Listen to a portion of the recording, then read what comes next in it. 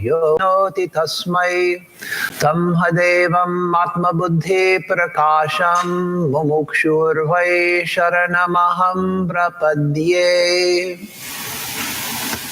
We who seek liberation take refuge in that infinite luminous being who illumines the hearts of all, who is the source of the Creator himself, and who is the repository of the infinite knowledge, the Veda. Om Shanti Shanti Shanti Hari Om Tat Sat. Om, peace, peace, peace be unto us all.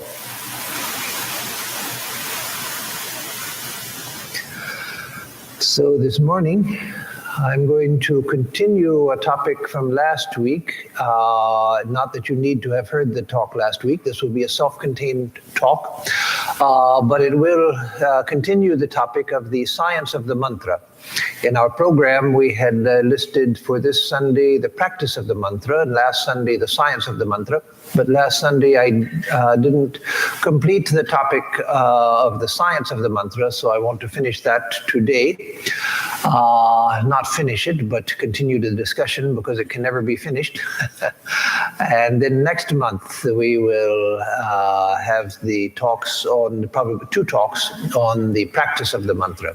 Because the rest of this month, next Sunday will be the question and answer Sunday, and then the following and then it will be, then I'll be gone to San Diego.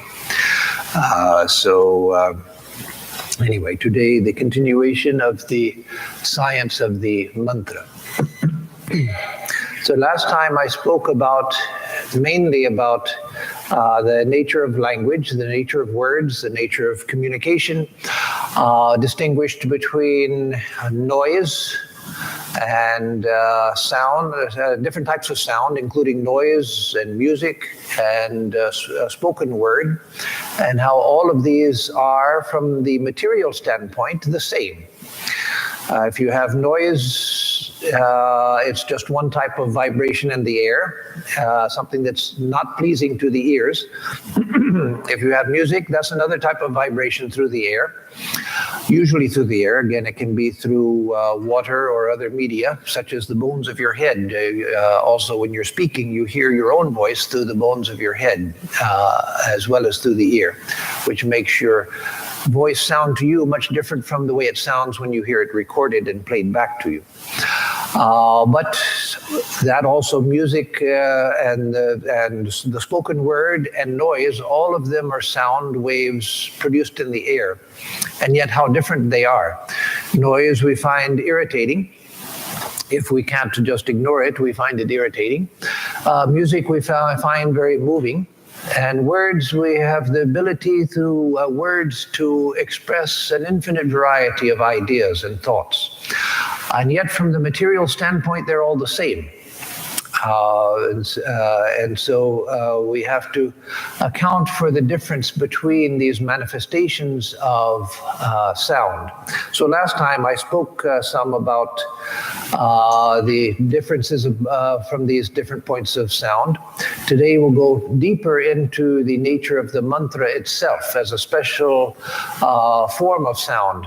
But a fair amount of today's discussion will be about language, the spoken word, and as well as the mantra. I read a couple of quotes last time, which I want to begin with today, quotations from the ancient Sanskrit grammarians, especially Bhartrihari, who was a great grammarian, but also a great spiritual luminary, a sage, who saw in grammar the science of the word, but he saw in the word the ultimate reality. And so he found grammar itself to be a spiritual science. And as I said last time, one of the glories of ancient Indian civilization, and ancient Indian civilization doesn't mean just the ancient Vedic period, it goes back just several hundred years when Indian civilization was still creatively vibrant. Then came the years of, or the centuries of conquest when Hindu India contracted in on itself to preserve itself. And Swami Vivekananda foresaw that in the modern age, once again, India would become creatively vibrant. And that's only beginning now. We hardly see the beginning of it now. We do see the beginning, but compared to what is to come, what Swami Vivekananda saw coming, it's just a bare beginning. So again, let me begin with these quotations from the Sanskrit grammarians. One says that the grammarians began by investigating, they say, Bhartrihari says, that they began by investigating ordinary speech as I'm using now. And they stumbled, through that investigation, they stumbled upon the word absolute, the Shabda Brahman. Brahman as Shabda. Like someone engaged in picking up straw, stumbling upon a huge diamond. So just as if we were sorting through straw just for ordinary purposes, perhaps we're going to burn it or use it for bedding for cattle or whatever, and we're sorting through the straw and then suddenly we find a huge priceless diamond there. So like that, the grammarians were analyzing the nature of language in order to understand language itself, just thinking of it as ordinary speech. But then in the midst of language, they found the diamond of Shabda Brahman, the word absolute, and how language itself is connected to the word absolute. And again, this is a quotation. The previous was a paraphrase. This is a quotation. Taking his stand, that is the sadhaka, the spiritual aspirant, taking his stand on the essence of the word, lying beyond the activity of breath, that is beyond the activity of prana actually, which isn't breath, but the energy behind breath. So taking his stand on the essence of word, lying beyond the activity of prana, resting in oneself with all sequence eliminated, after having purified speech and after having rested it on the mind, after having broken its bonds and made it bond-free, after having reached to the inner light, he with his knots cut becomes united with the supreme light.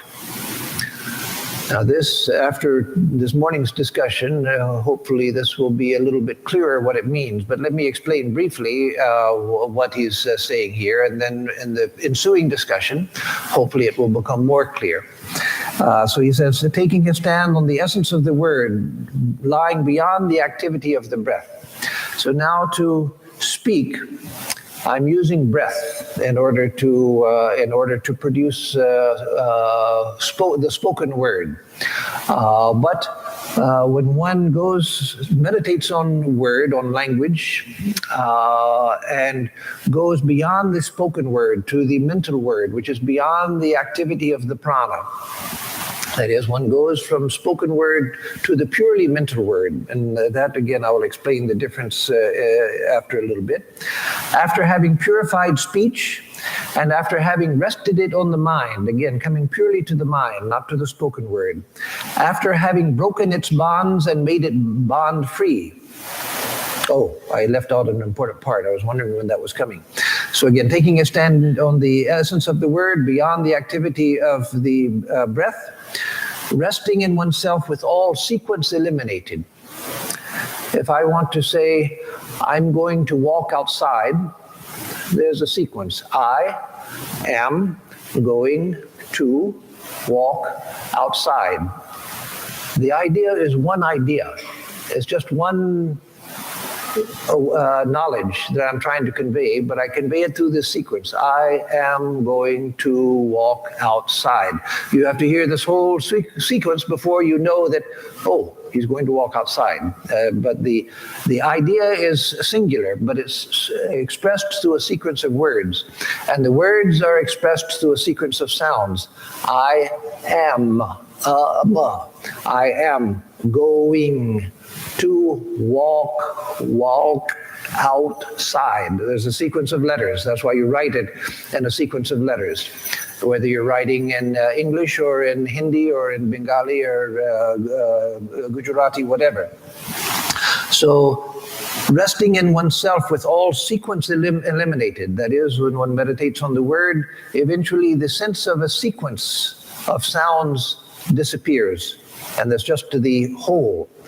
After having purified speech and after having rested it on the mind, after having broken its bonds and made it bond-free, after having reached the inner light, he with his knots cut becomes united with the supreme light. So here they're saying that through meditation on the word itself, one can come to the ultimate realization. One can come to the supreme light of Brahman. So the word has that capacity to take us back to the ultimate reality. How does it have that capacity? In essence, because words come from that ultimate state. Words are intrinsically connected to reality itself.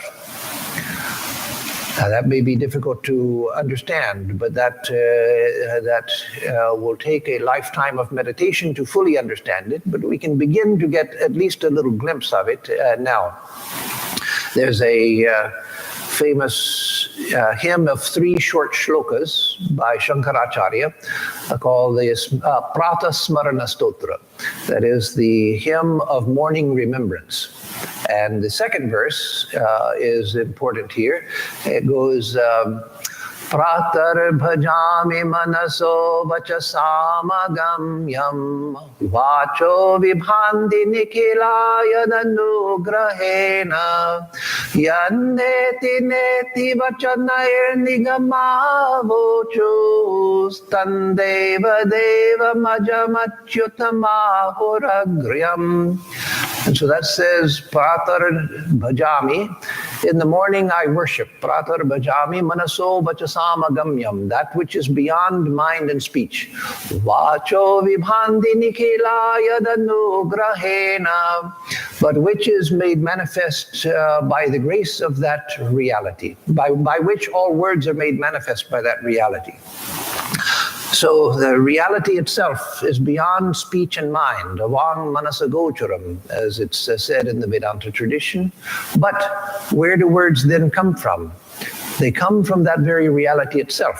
And so they're intrinsically connected to it. So when you go to that reality, there are no words, there are no concepts, and yet all words and concepts have flowed from that reality itself. That's one of the striking differences between Vedantic thought and Buddhistic thought. There are many similarities between Buddhism and Vedanta, and many beautiful similarities. And because the two grew together in India for over 1,000 years, for 1,500 years, they grew in India together, and so they were mutually influencing each other. In fact, most of the great Indian Buddhist acharyas were Hindus who converted to Buddhism in their youth, when they were in their late teens or their 20s, like the great Nagarjuna and Atisha and others. They were Hindus who became Buddhists, and so there was this mutual sharing of ideas.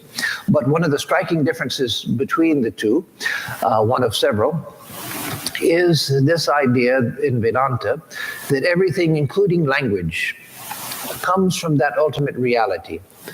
The Buddhist idea is that all of this is the product of ignorance, and Advaita Vedanta, non-dualistic Vedanta, agrees that we see the universe as we see it because of ignorance. If we were knowing, we would see nothing but God. But the Buddhists don't make a connection between this and that, whereas in Hinduism there is. This has never lost its connection to the ultimate reality. If you look into the heart of something material like this table, or take a stone, take this stone on the altar, if we could really see, if we could look into the heart of the stone, we would see it's nothing but Brahman, manifesting as stone, manifesting as the table, appearing as the table. And so words also, words in Buddhism often, like in the Zen tradition, which is a great tradition, a wonderful tradition, which I have learned much from. But in Zen, they say that it's the tradition of the transmission of the truth outside of words. And they talk a great deal about how words are not reality. And so we have to get beyond words. Vedanta would agree up to a point, but words have a use. Why? Even in Zen, they talk so much in order to explain that why it is that you have to go beyond words. Why? Because words have the power to convey meaning. And the ultimate meaning is Brahman. That is the ultimate meaning of everything.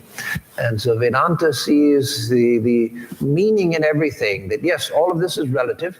Yes, I see the world as I see it because I'm ignorant. But if I were full of knowledge, if I were a realized soul, I would see this universe itself as an expression of God. I would see the divine expressing itself as this universe. I would see the divine in everything and see that the meaning of everything is God. And so I'll come back to this statement when I speak about the practice of the mantra, the statement I just read about taking his stand on the essence of the word and ultimately coming to the infinite light, in conjunction with a statement by the great Sufi philosopher Al-Ghazali, who was a great Sufi thinker from the Middle East, who has a statement that's very similar to this about meditating on the word, a wonderful statement. And so the two read side by side are mutually illuminating. So again, ordinary language is a means of communication. But as I said last time, language is the very material of thought. You can't think without language. Now, I've heard people say that, oh yes, I can think without language. Well, what they mean is that I can have images come to my mind while I'm not dealing with words, images coming to the mind, and I have impulses coming and feelings, good and bad feelings and all of that. But you can't think about that. You're just registering images and emotions without using words. But as soon as you start to think, there are words involved. You cannot think without words. And if somebody says that they can, either they're doing what I said, they're just picturing images and feeling raw feelings, or they don't know what they're doing. One or the other. Because language is the very material of thought. It's the essence of thought. So now the connection between word and reality, which brings us closer to mantra. All of you have heard at least the beginning of the Gospel of St. John in the Christian Bible. The beginning of St. John, the Gospel of St. John, Swami Vivekananda said that in that is contained the whole of Christian theology. That is the mystical theology of Christianity. He doesn't mean all of the details, but the essence of Christian theology is contained in these verses. In the beginning was the Word, and the Word was with God, and the Word was God. So it's a very strange statement. In the beginning was the Word, and the Word was with God, and the Word was God. And it's something which in Christian theology was not much developed because the Christian theologians were afraid of it. And they were afraid of it because Christian theologians were always afraid of what is called pantheism. That is, identifying this world with God. No, God is the creator, this is the creation. God is spirit, this is matter. And the two cannot come together. And so God created it, but it's completely different from the creator, except that it is his creation. And so saying that in the beginning was the Word, and the Word was with God, and the Word was God, and then it goes on to say that out of that Word, everything that you see has been created. And so if that Word is God, and it's out of that Word that creation has come, then you're getting too close to identifying God with the universe. And so that statement is quoted religiously and devoutly and honored, but fearfully, because if you go into it too much, you start coming towards pantheism. Vedanta agrees that God has not become this world. The table as a table is not God. But if I could see the table as it really is, I would see God and not the table. That everything that is a manifestation of the divine. It doesn't mean that God has become all of this, but that God is appearing as all of this without losing God's transcendent nature. And so again, in the beginning was the Word, and the Word was with God, and the Word was God, identifying the Word with God. This was The tradition of the word as divine, that also was present in Greek philosophy. And so St. John's Gospel is among the 4 Gospels that tell the life of Christ in the Christian Bible. St. John's Gospel is considered to be a Gnostic text, which again in traditional Christianity is a bad thing. And so there have been in modern times and through the centuries, but especially in modern times, there have been many conservative Christians who have wanted to take the Gospel of St. John out of the Bible. But the Gospel of St. John is the most mystical of all of the Gospels. And so if they took that out, they would be taking the very heart of Christian spirituality out. And so there's an interesting parallel in the Vedas, which says exactly the same thing, long before the time of St. John. That doesn't mean that St. John was quoting the Vedas. He may well never have heard of the Vedas and didn't know anything from the Vedas, but it's one of those, at least it's an indication of the universal truth of the statement. In the Vedas, in the Rig Veda, it says, Prajapati Ridamagra Asit. God was in the beginning. Or before all of this, God was. Tasya Dvitiya Vag Asit. His second was the Word. Vagvai Paramam Brahma. And that Word is indeed the Supreme Brahman. So in the beginning was the Creator, or before the beginning was the Creator. His second was the Word, and that Word is indeed the Supreme Brahman. So in the beginning was the Word was with God, and the Word was God. So statement by statement, it's the same statement, just in different phraseology, just in different words to say exactly the same thing, phrase by phrase. The first phrase, the second phrase, and the third phrase come to the same in the 2 statements. So they're both identifying Word with the absolute reality, identifying Word with God. But then again, we hear that avang manasagocharam, that the truth is beyond mind and speech. And so how do we get from that to this? How do you connect the 2 statements which directly contradict each other? And again, referring to the Bible of the Christians and the Torah of the Jews, they both have, at the beginning of their sacred text, they have the book of Genesis. And in the book of Genesis, about the creation of the world, it says that God said, "Let there be light," and there was light. It doesn't say that God went to his workshop, took out his hammer and saw and his nails and everything, and he started manufacturing light and from his workshop, that he made light out of his workshop. No, it says God said, "Let there be light," and there was light. What does that mean? It means that God's word is creative. God just said, "Let there be light," and there was light. Out of God's word comes light. Out of God's word comes the earth. Out of God's word comes all living beings. Out of God's word comes everything that is. And so the word of God is a creative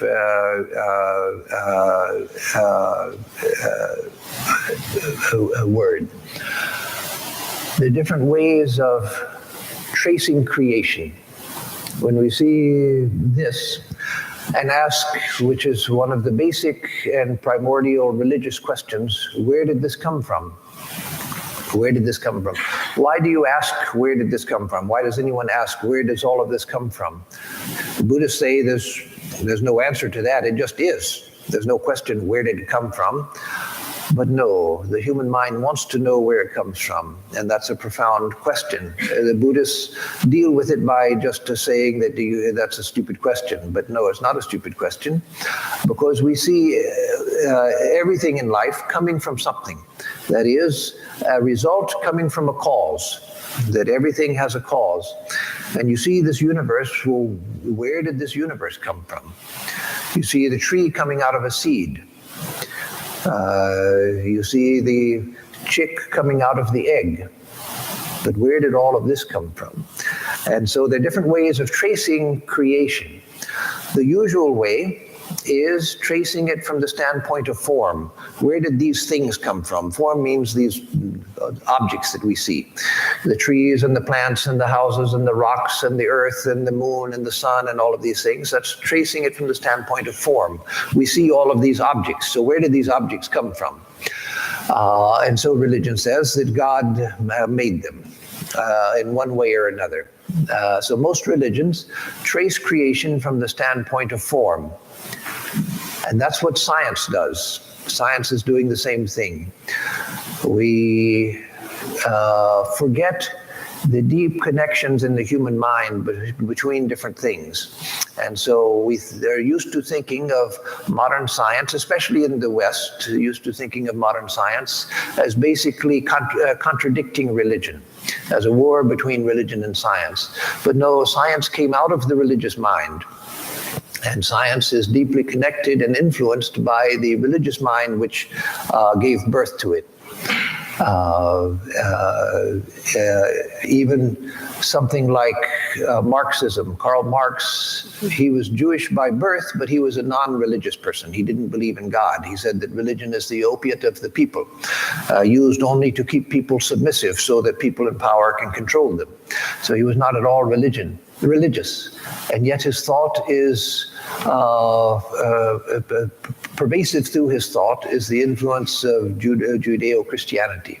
The very idea of a creation moment and an end point of perfection is the very basis of his idea of communism, that you begin history and then history works its way through a dialectical process of thesis and antithesis coming to a synthesis, and again that producing a thesis and antithesis and a synthesis, and history working its way up to a final endpoint where society will be perfected through all of the struggles. It'll be perfected, and then government itself will dissolve.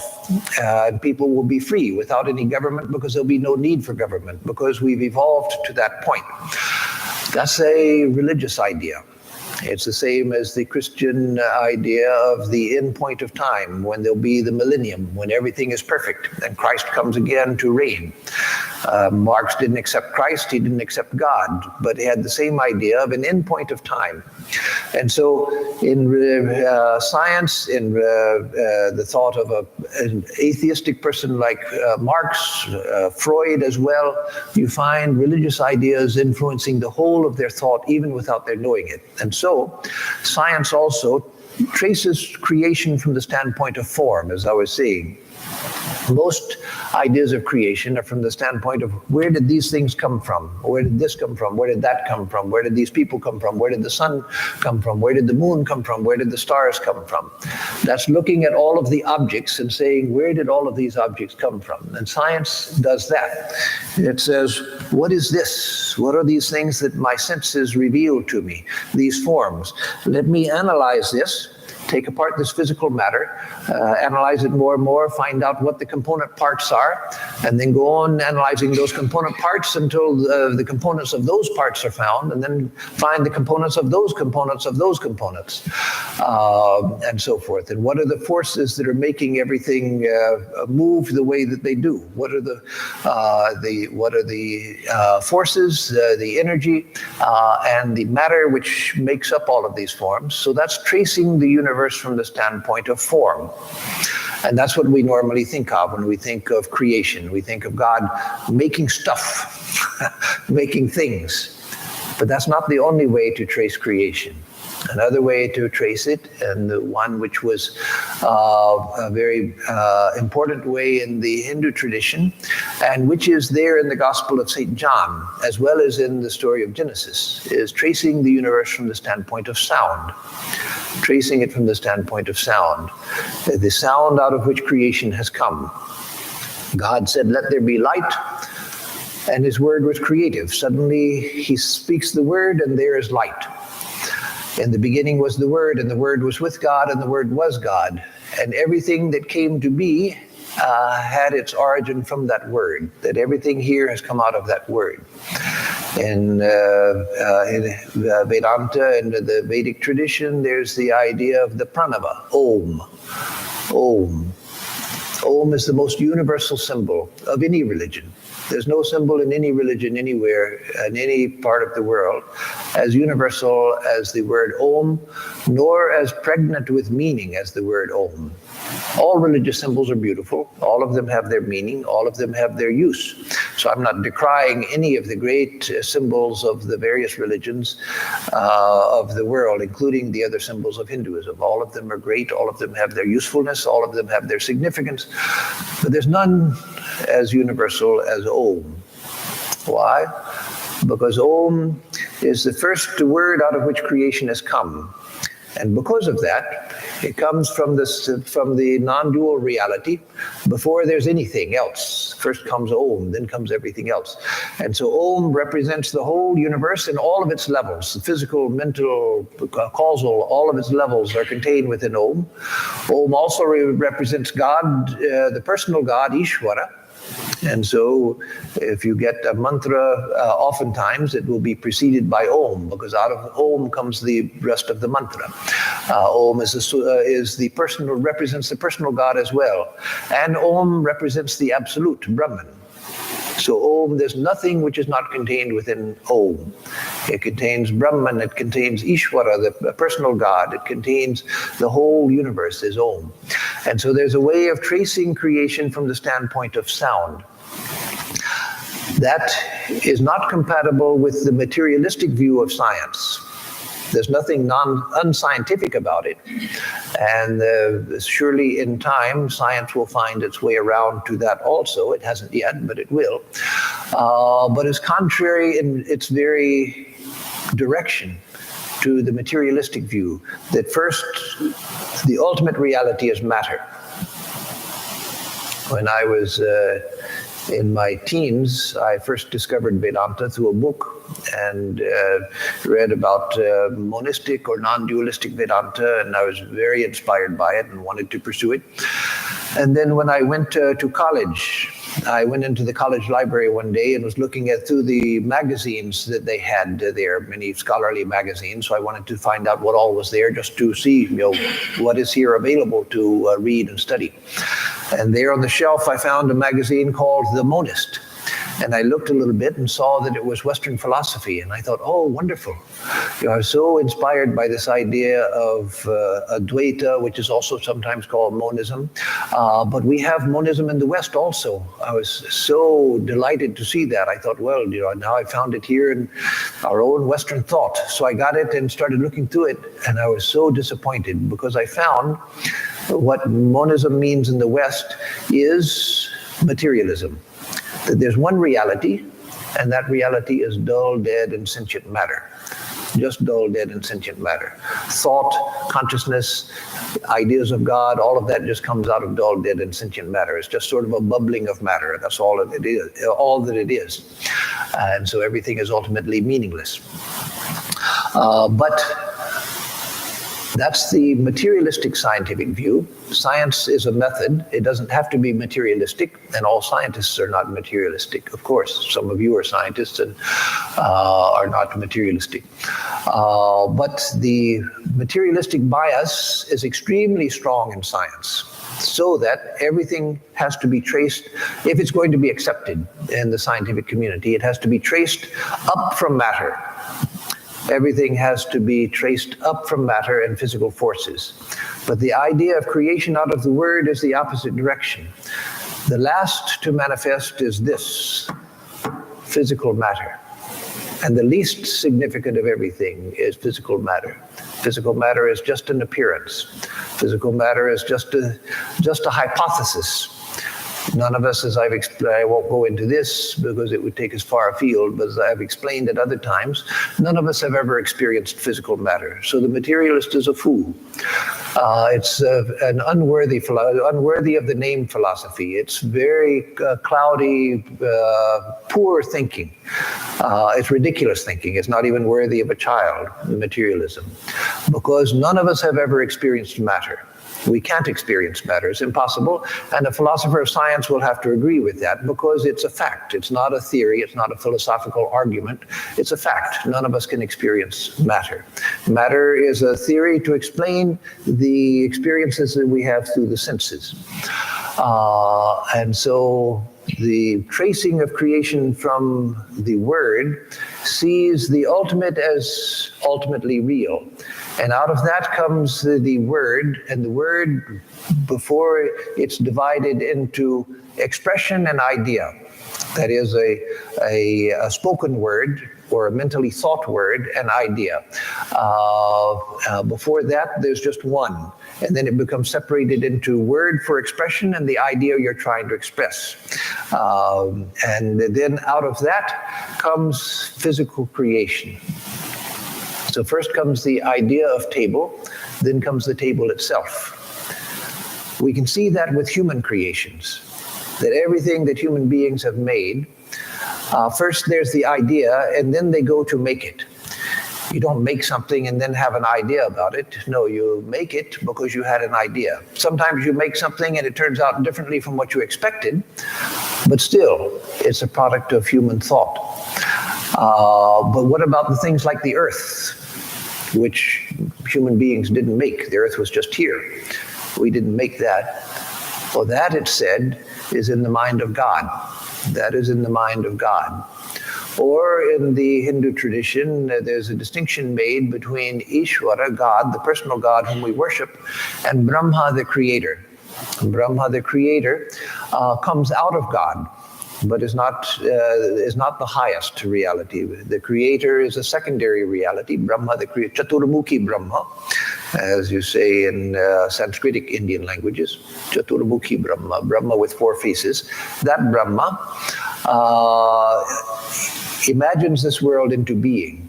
The whole world appears in subtle form in Brahma's mind, and then it takes on physical manifestation. And so the idea is, first is the word absolute, and then that comes down into idea expressed in word, and out of that comes the object itself.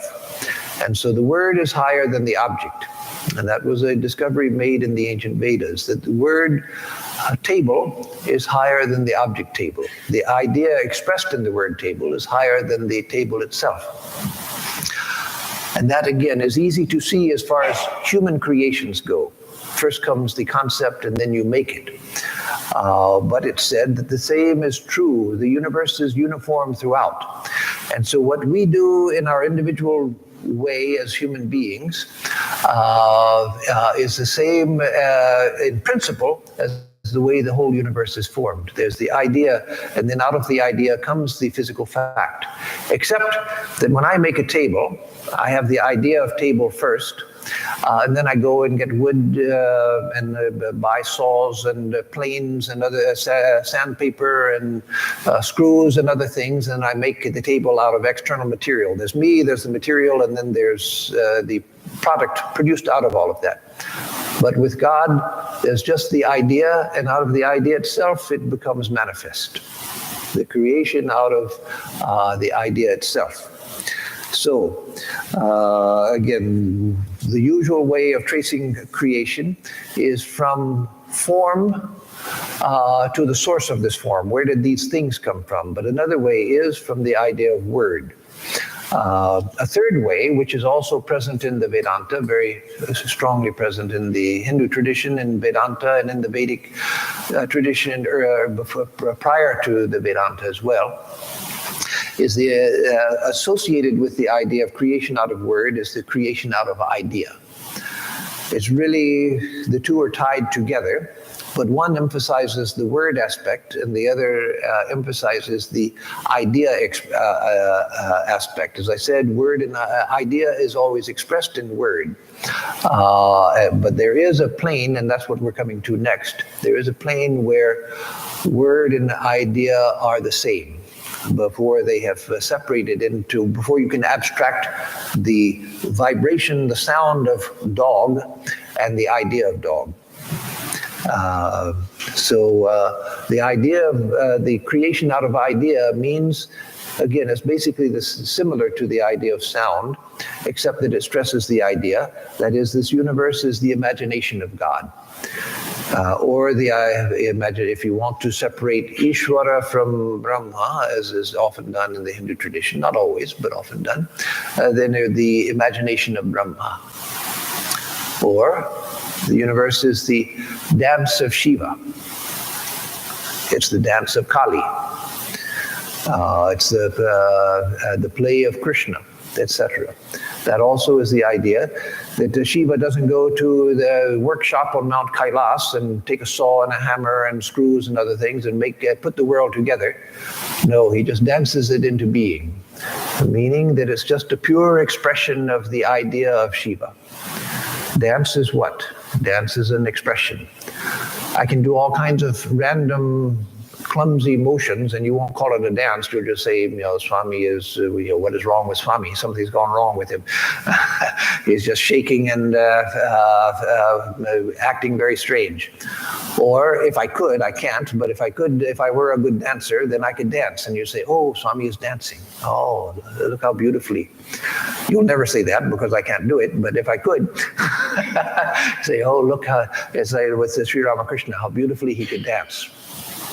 What is the difference? It's the difference between language and sound or noise. Noise is ugly sound, and music is beautiful sound, and so which expresses.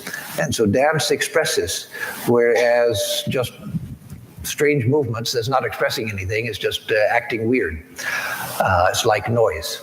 And so the dance of Shiva is also connected to the creation out of idea. Shiva is expressing the universe, the idea of the universe through dance. And so you have creation through form, tracing creation through sound, through word, and tracing creation through idea. So now let me come to where does language come from? Again, we're going to come back to sound, to speech. Where does language come from?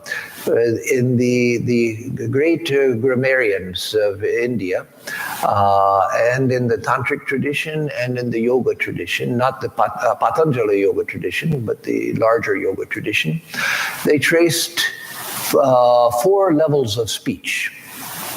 First, most obvious, not first in importance, nor first as being primary, but first because it's the most obvious, is spoken speech.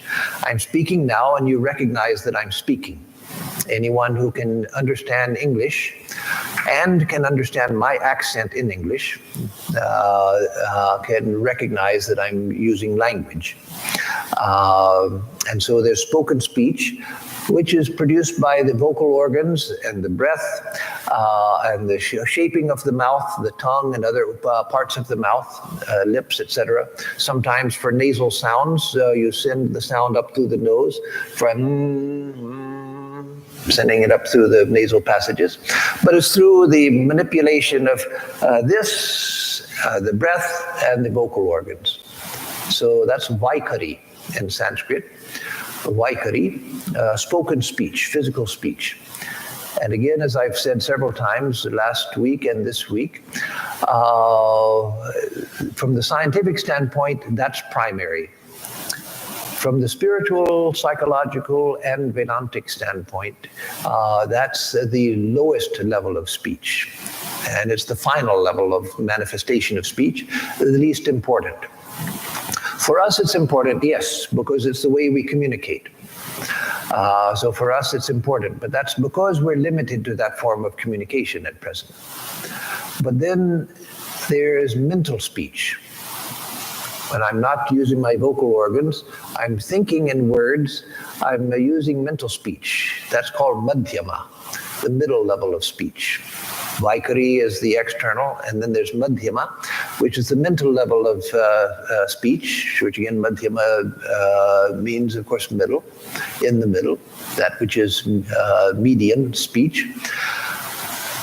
Now that, again, from a scientific standpoint, they'll say that, well, it's based on physical speech. Physical speech is primary, and mental speech is just imitating physical speech. You're thinking, you can, through neuronal activity in the brain, you reproduce the sounds of physical speech in the mind.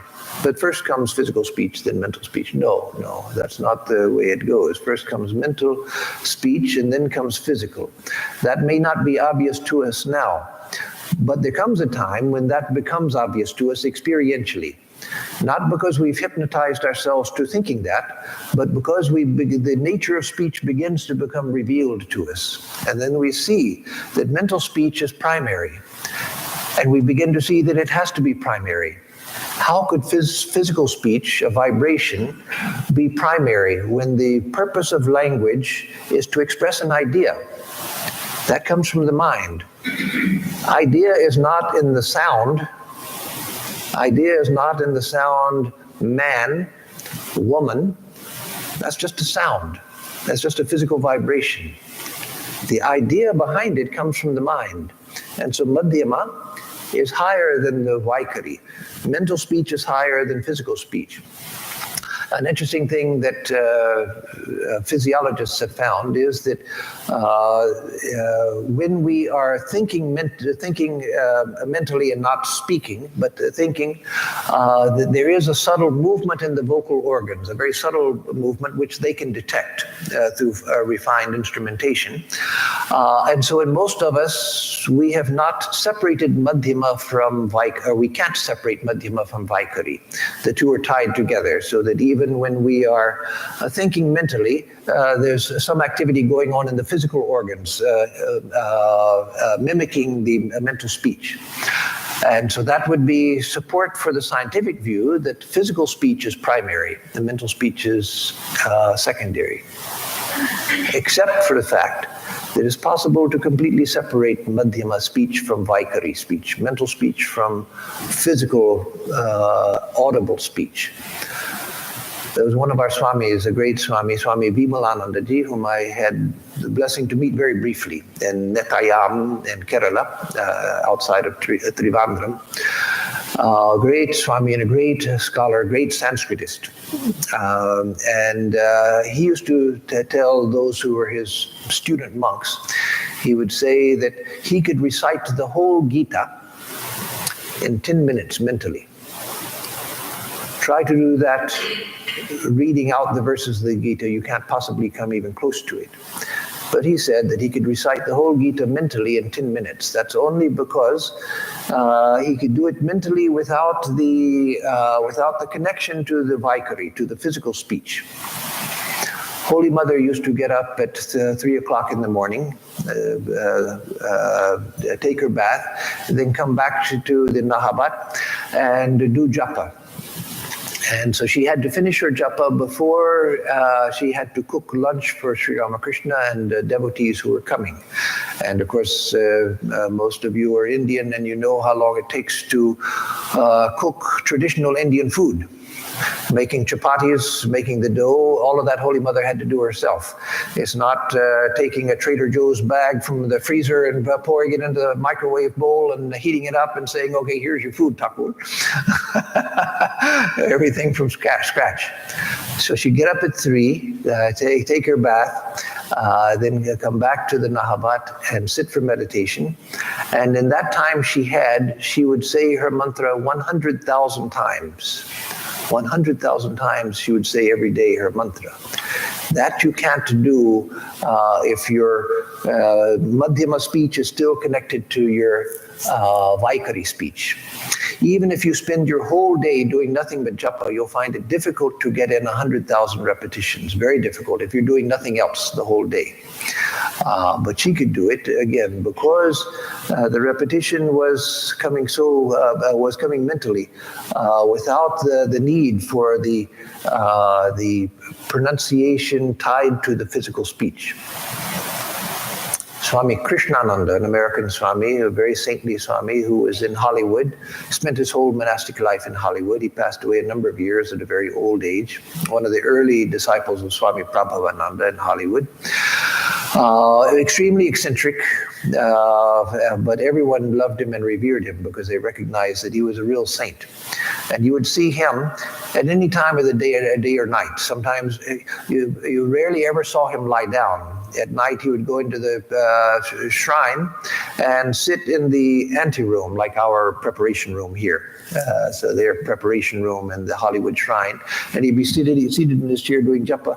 And when he did japa with his mantra, he was turning his beads like this. Always, the beads going like that. And so that also you can't do if your Madhyama speech is tied to your Vaikari. And so the mental speech is higher. It's out of that physical expression comes. First, there has to be the idea before you can think of making a physical sound to express it. How could it be otherwise? It's impossible for it to be otherwise. And that's a logical progression. But then that's not the whole of it.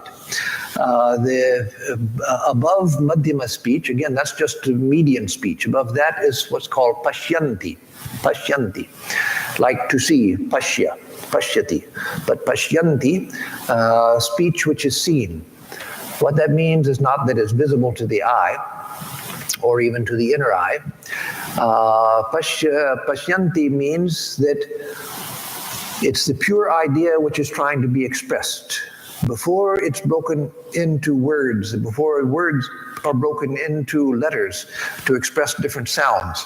Before that, there's the meaning whole. And Pashyanti is the level of the meaning whole, which then becomes expressed in Madhyama and then down into Vaikari speech.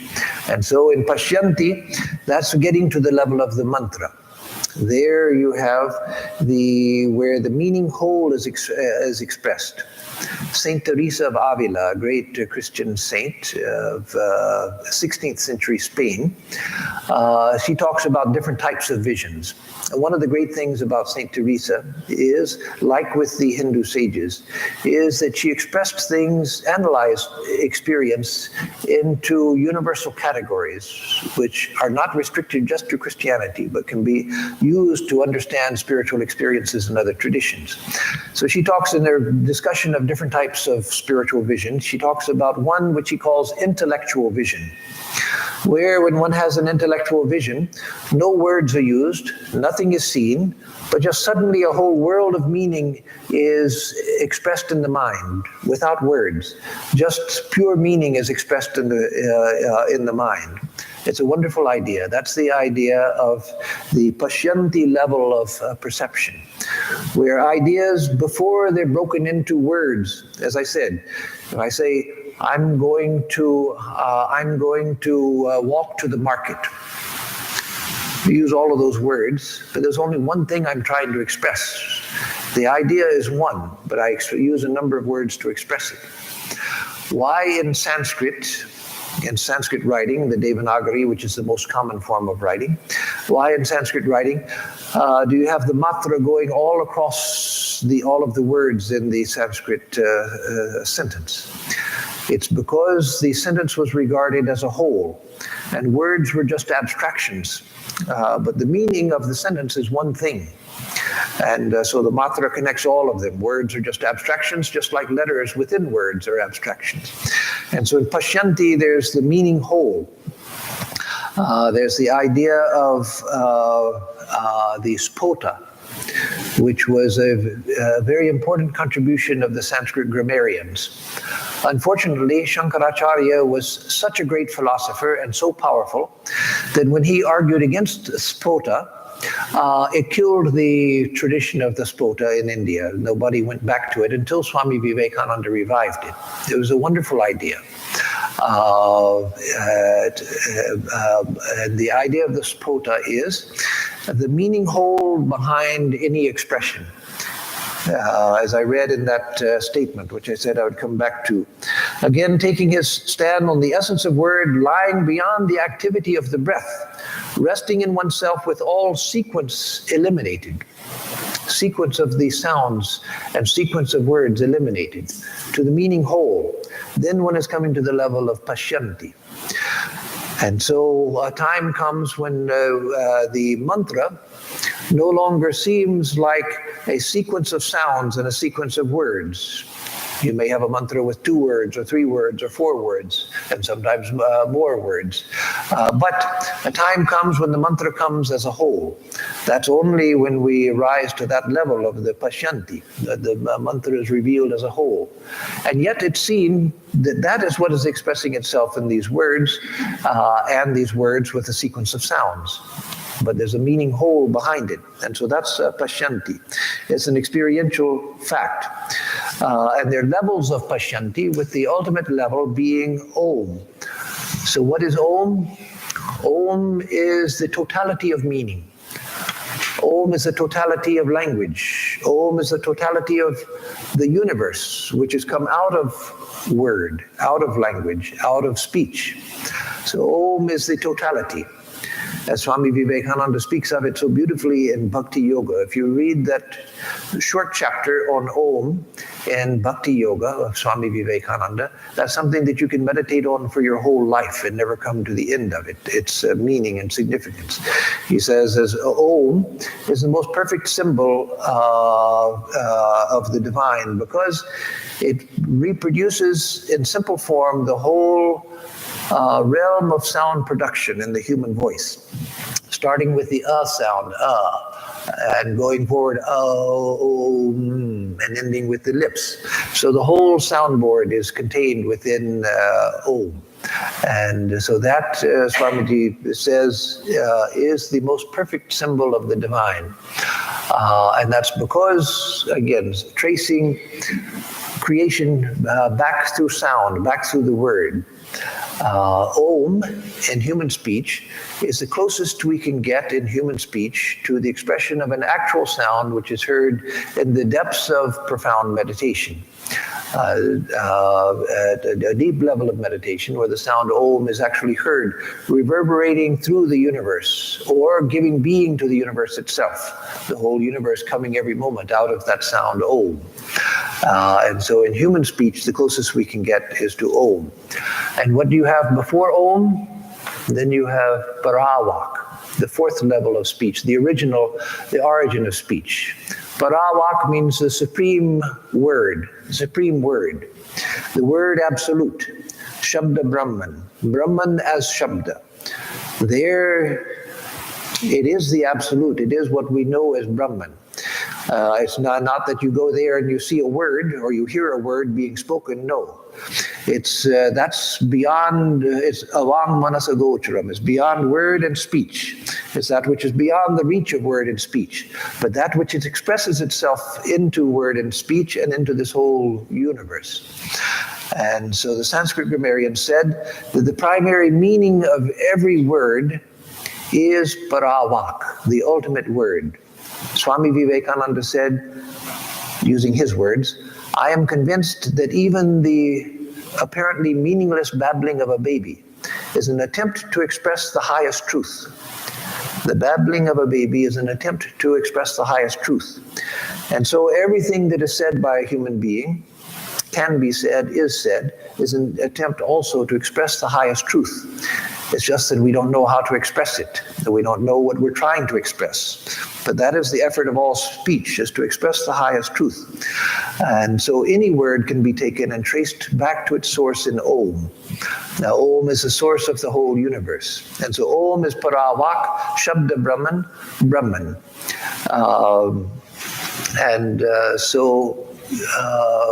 Again, in conclusion, we have noise, we have a variety of sounds, we have music, we have speech. But speech has the unique ability to convey knowledge. And that knowledge, where does it come from? It doesn't come from the physical vibration of speech. That should be so obvious. It should be so obvious. It's expressing idea. Idea comes from the mind, and mind is higher than the physical vibration. But if we trace the mental speech back to its source, we'll find that we're going to the level of meaning, where just pure meaning is revealed. If a person has this type of vision that St. Teresa talks about, what she calls an intellectual vision, which is the direct perception of a meaning whole, the Pashyanti level, then in one moment one gets a whole revelation of a whole world of truth which is revealed. And it may take years or a lifetime to work out all of the meaning that has come. Swami Vivekananda, when he was wandering in the Himalayas near Almora, he had, sitting under a tree, he had the vision of the microcosm and the macrocosm. He said that it was a problem which had concerned him for years, the relationship between the microcosm, the individual, and the macrocosm, the whole universe. And in one moment he had a vision in which the secret of that was revealed. That was what St. Teresa would call an intellectual vision. It wasn't that he saw all kinds of things happening and he saw this and he saw that and this turning into that and this related to that and arrows connecting this to that and that to this and all that. No. In one moment, the whole universe of meaning was revealed into his mind. And so that's the Pashyanti level. But beyond that even is the source of all meaning. And that is Brahman itself, the ultimate reality. And so the grammarian said that the real meaning of every word is Brahman, nothing but Brahman. Secondarily, dog, the word dog, kukur, means the animal. Primarily, it means Brahman. Man, woman, primarily means a type of human being. Primarily it means Brahman. Secondarily only, it indicates a particular type of human being. Stone primarily means Brahman. Secondarily, it means a particular thing called a stone. And that's because everything here is, in a sense, a broken bit of Om, is a partial expression of Om. And Om is where everything finds its meaning. Everything is reunited in unity. Everything is taken back to non-duality in the Paravak. So I'll stop with this, and next month in March I'll continue the topic, then speaking about the practice of the mantra. And so let me see if there's one question. Anyone have one? Yes, Jayanta has a question. He was the first and only one so far to raise his hand, so his will be the one question.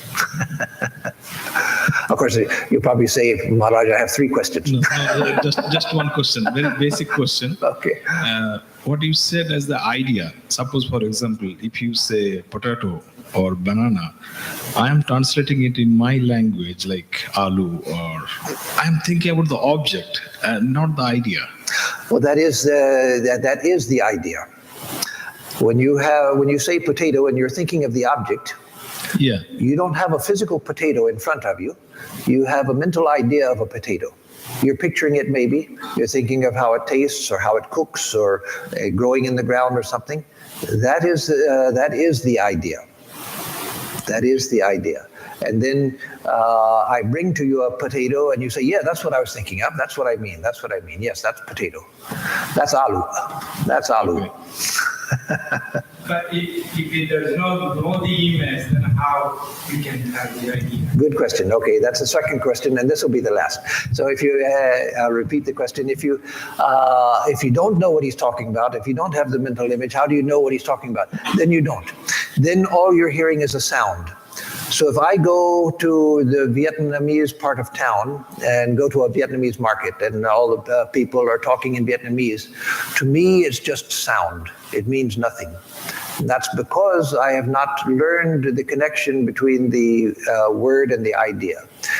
And so I can't even tell where one word ends and the next word begins. That seems so obvious to us in a language we know. When I say this, I say this. But it comes out in my speech, I say this, all as one stream. And if I don't know English, I just hear all these random sounds. I don't even know that it's I say this. I just hear blah, blah, blah, blah, all together. And so if I don't know the language, I only hear physical sound because it doesn't arouse the ideas. And one other point from that I'll make from both of your questions is that that's why a person like the Holy Mother, not just Holy Mother, but she's a very good example of it, why she only spoke Bengali. She didn't even know much of any Hindi. Sri Ramakrishna knew Hindi, but Holy Mother, as far as we know, she didn't even know Hindi. And that was because she led an extremely sheltered life. She didn't speak with people outside of the family. And even after she became the head of the Ramakrishna movement informally, not as appointed, but just by her being, even then she just spoke with a very small circle of people and they would speak to others. So she had no chance for learning Hindi. English was far away. Sri Ramakrishna at least knew a few words of English, about 4 words of English, I think. Eat meat, put put, he used to say, but imitating the sounds of English.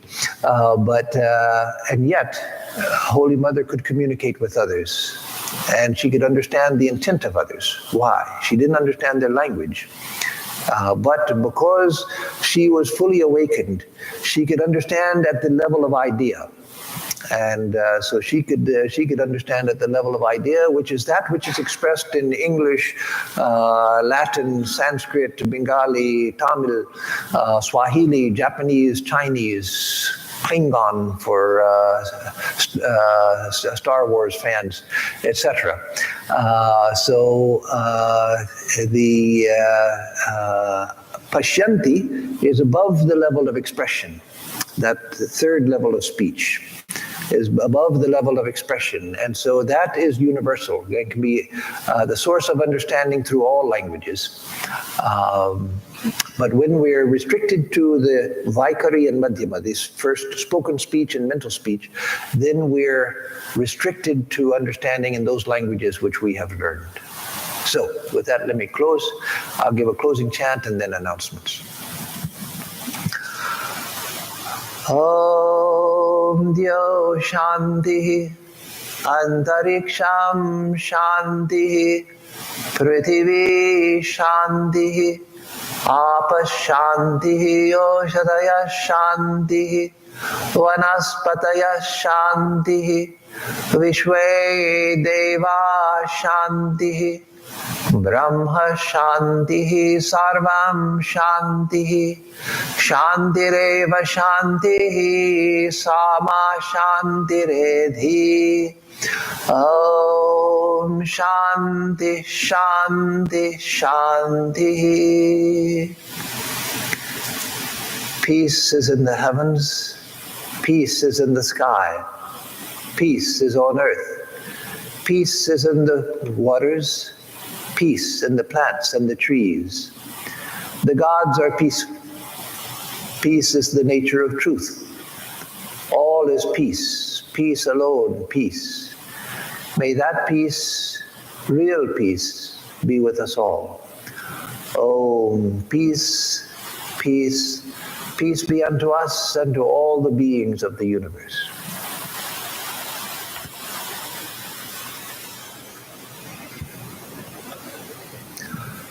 So now